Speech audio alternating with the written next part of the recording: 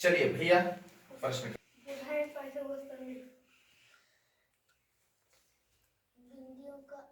भैया से पूछिए, भैया से। किसी समकोण त्रिभुज के कर परिबंध और से दो भुजाओं पर बने वर्गों के योगफल के बराबर होता है कर स्क्वायर बराबर लंब स्क्वायर प्लस आधा स्क्वायर। ठीक, और प्रश्न करें, एक प्रश्न नहीं और भी प्रश्न पूछिए। जैसे भारतीय गणित के जनक कौन है? भारतीय गणित के जनक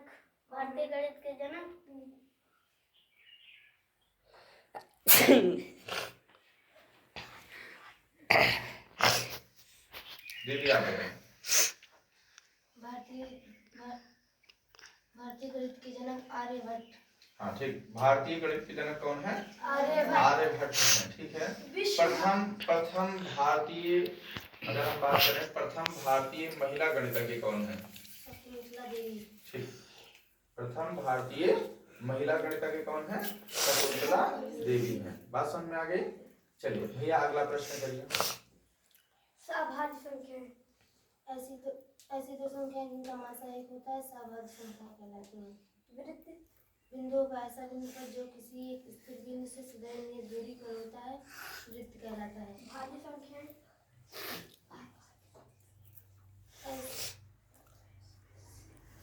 वे संख्याएं जो एक एवं स्वयं के अतिरिक्त अन्य संख्याओं से पूर्णतः विभाजित हो जाती हैं भाज्य संख्या कहलाती हैं। हाँ एग्जाम्पल भी दिया करो, बिना एग्जाम्पल के आगे नहीं बढ़ना है। जैसे 4, 6, 8, 9, 10 डॉट डॉट डॉट, ठीक है। सबसे छोटी भाज्य संख्या 4, सबसे छोटी समभाज्य संख्या 4, सबसे छोटी विषम भाज्य संख्या आपकी 9 होगी, ठीक है।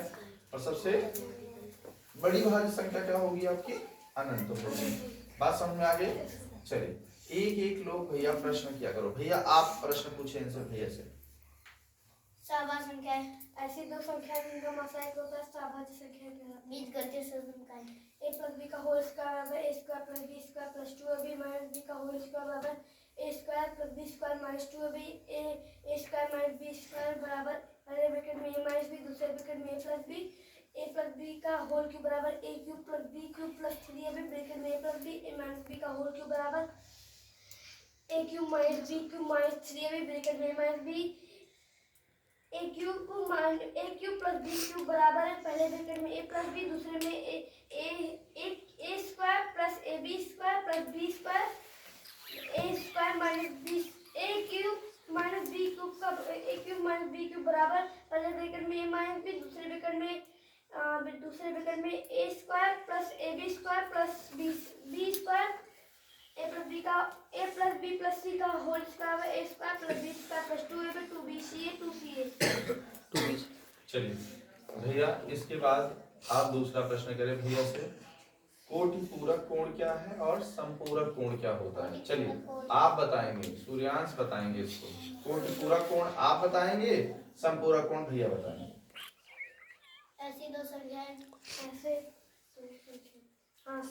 ऐसी दो संख्याएं जिनका संख्याएं की ऐसे कोण ऐसे दो कोण जिनका योगफल 180 अंश के बराबर होता है को एक दूसरे के कोटि पूरक कहलाते हैं। कोटि पूरक की संपूरक? पढ़ाई नहीं हो रही है सूर्यांश, क्या कहलाते हैं? चलो tan 0 का मान बताओ। tan 0 का मान? हाँ 0। ठीक है। tan 45 का मान? tan 45 का मान √2। tan 1 होगा। tan 60 का मान? tan 45 का मान 1 होगा। tan 60 का मान बताओ। tan 60 का मान? हाँ गलत। sin 60 का मान बताओ। sin 60 का मान √3/2 का मान √3/2। sin 0 का मान बताओ। sin 0 का मान? हाँ sin 0 का मान 0। हाँ ठीक है। sin 30 का मान? sin 30 का मान 1/2। sin 45 का मान? 1/√2। ठीक है। sin 60 का मान? √3/2। ठीक। sin 90 का मान? 1। cos 0 का मान? 1। cos 30 का मान? cos 30 का मान √3/2। ठीक है। cos 45 का मान? cos 45 का मान? हाँ cos 45 का मान 1/√2। cos 45 का मान 1/√2, ठीक है। cos 60 का मान, cos 60 का मान 1/2, ठीक है। cos 90 का मान 0, tan 0 का मान tan 0 का मान 0, tan 30 का मान tan 30 का मान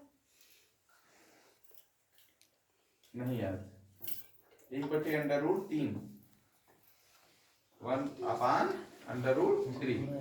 चलिए इसके बाद आप बताएं, त्रिकोणमितीय सरल संख्याएं याद हैं एक को?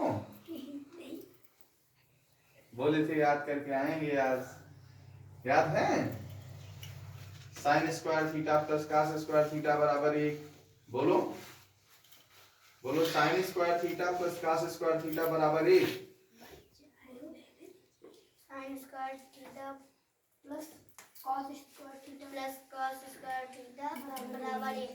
फिर से बोलो, sin square theta plus cos square theta बराबर 1।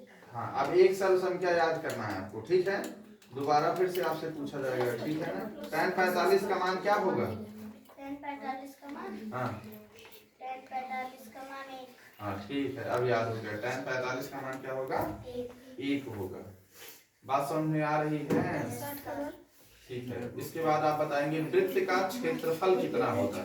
इसका क्षेत्रफल 180। वृत्त का क्षेत्रफल का क्षेत्रफल पाई आर स्क्वायर वर्ग इकाई, ठीक, बहुत बढ़िया। वृत्त का क्षेत्रफल पाई आर स्क्वायर वर्ग इकाई। अच्छा, इसमें से कौन सा भैया बताएंगे अर्धवृत्त का परिमाप कितना होता है? अर्धवृत्त का परिमाप,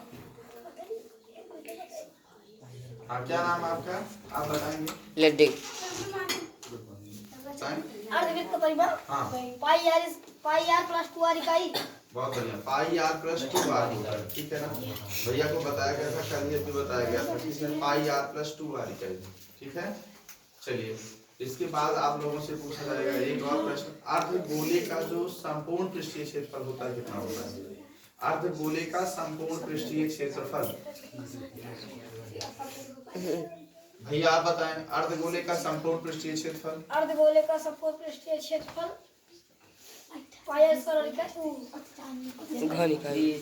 घन इकाई 3 पाई आर स्क्वायर वर्ग इकाई, 3 पाई आर स्क्वायर वर्ग इकाई होता है। समझ में आ रहा है? दीदी आप बताइए। इसके बाद आप बताइए कि a plus b plus c का होल स्क्वायर बराबर क्या होगा? a square plus b square plus c square plus 2ab plus 2bc plus 2c। Good, बहुत बढ़िया। a plus b plus c का होल स्क्वायर बराबर होता है a square plus b square plus c square plus 2ab plus 2bc plus 2c, ठीक है? बिंदु क्या होता है? एक पेंसिल की नोक द्वारा खींचा गया ऐसा बारीक चिन्ह जिसकी ना कोई लंबाई ना चौड़ाई और ना ही ऊंचाई होती है, बिंदु कहलाता है। एक पेंसिल की नोक द्वारा खींचा गया ऐसा बारीक चिन्ह जिसकी ना कोई लंबाई ना चौड़ाई और ना ही ऊंचाई होती है, बिंदु कहलाता है। बात समझ आ गई? चलिए इसके बाद आप लोगों से दूसरा प्रश्न किया जाएगा, सरल रेखा क्या होती है दीदी? भैया बताएं। दो बिंदुओं को मिलाने वाली सीधी रेखा को सरल रेखा कहते हैं। गुड, बहुत बढ़िया। दो बिंदुओं को मिलाने वाली सीधी रेखा को सरल रेखा कहते हैं। दीदी आप बताएं वक्र रेखा, आप बताएं।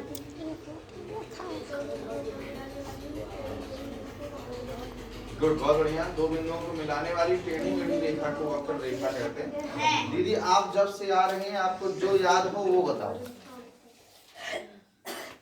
अभी ज्यादा टाइम नहीं है आपको आते हुए, लेकिन आपको जो चीज पता हो वही बता दो।